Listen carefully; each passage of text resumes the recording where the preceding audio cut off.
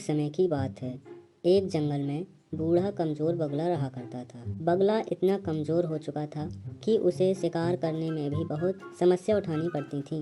एक दिन बगला एक तालाब के किनारे बैठा हुआ तालाब की मछलियों को हसरत भरी नजर से देखे जा रहा था। तभी एक मछली बगले को देखकर बोली, क्या बात है बगले भगत, इतनी गौर से क्या देख रहे हो? मैं 2 दिन से भूखा हूँ। कमजोर होने के कारण मैं कोई शिकार नहीं पकड़ पा रहा।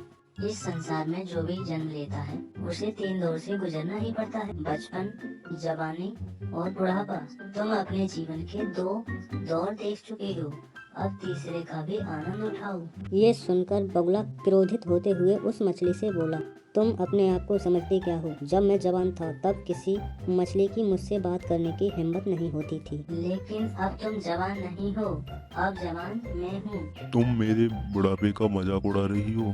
तुम इसी के काबिल हो बगले भगत। मैंने तुम्हारे चर्चे अपनी माँ और अपनी दादी से सुने हैं। जब तुम जवान थे तब तुम बहुत ही बुरे स्वभाव के थे। अब तुम बूढ़े हो चुके हो, इसलिए तुम्हारा मजाक उड़ाकर मैं अपने पूर्वजों के साथ किए हुए दुर्व्यवहार का बदला ले रही हूँ। बस इतना बोलकर मछली बगुले का मजाक उड़ाती हुई वहाँ से चली गई। बगुला उदास होकर जाती हुई मछली को देख कर अपने आप से बोला, काश मैं जवान होता तो इस स्वादिष्ट मछली को जरूर खाता। मगर बगुला नहीं जानता था कि इस दृश्य को दूर से एक कबूतर बैठा हुआ देख रहा था। कबूतर उड़ता हुआ चीनू और रानू चिड़िया के पास पहुँचता है और उन दोनों की तरफ देखते हुए बोला, जब से मैंने बगुले का हाल देखा है तब से तो मुझे बुढ़ापे से डर लगने लगा है। ये सुनकर रानू चौंकती हुई बोली, तुम कहना क्या चाहते हो? आज मैंने तालाब के किनारे बूढ़े बगुले को देखा।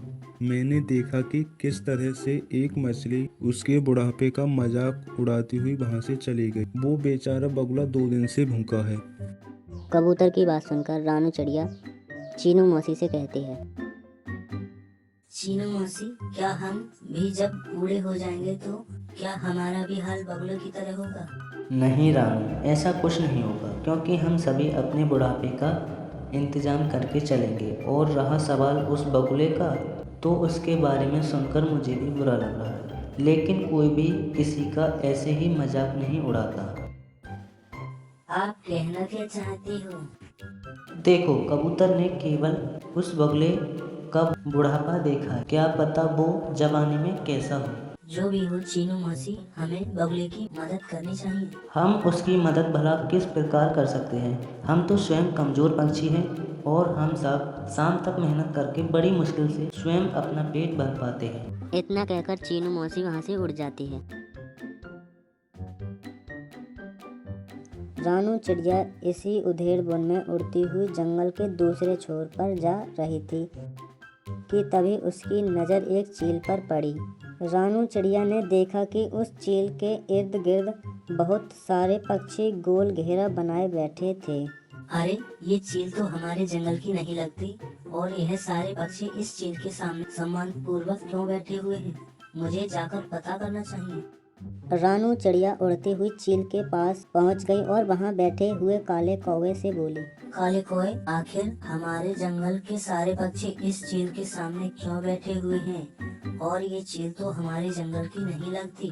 रानू, यह कोई मामूली चील नहीं है, बल्कि चमत्कारिक और विचित्र चील जो दूसरे जंगल से भ्रमण करती हुई यहाँ तक आई है। कुछ दिनों बाद यहाँ से चली भी जाएगी। जितने भी पक्षी यहाँ मौजूद हैं, उनकी कोई ना कोई समस्या है।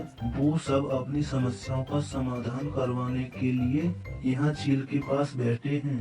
रानू चिड़िया हंसते हुए कौवे से बोली, मुझे तुमसे ऐसी अंधविश्वास भरी बातों की उम्मीद नहीं थी।